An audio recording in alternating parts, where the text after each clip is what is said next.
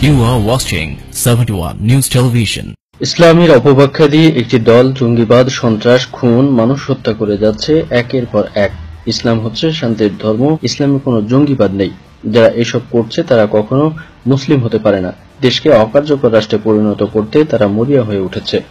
আওয়ামী লীগ সরকারের হাতে যতদিন দেশ থাকবে ততদিন কোনো জঙ্গিবাদ, সন্ত্রাস ও ষড়যন্ত্র এদেশে কায়েম করতে দেওয়া হবে না।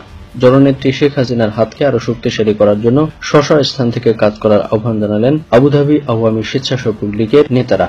গতকাল আবুধাবি স্থানীয় একটি রেস্টুরেন্টের হলরুমে আবুধাবি আওয়ামী স্বেচ্ছাসেবক লীগের উদ্যোগে জঙ্গি হামলা ও গুপ্ত হত্যার তীব্র নিন্দা জানিয়ে এক প্রতিবাদ সভায় বক্তারা এসব কথা বলেন। সভাপতি তৈয়ব সোফাত আলীর সভাপতিত্বে ও সোহেল মাঝির সঞ্চালনায় প্রধান অতিথি বক্তব্য রাখেন আমিরাত আওয়ামী স্বেচ্ছাসেবক লীগের সভাপতি আবুল হুসাইন, সাধারণ সম্পাদক ফাহাদ আলী ফাহাদ, শফিউল আলম, সামিউল সবুজ, কবি ও লেখক ওবায়দুল হক, দুবাই শাখার সাধারণ সম্পাদক মীর মোহাম্মদ খালেদ, আক্কাস আলী, শফিকুল ইসলাম, আশুক উদ্দিন, মোহাম্মদ ফয়সাল, তালেব আলী সহ আরো অনেকে।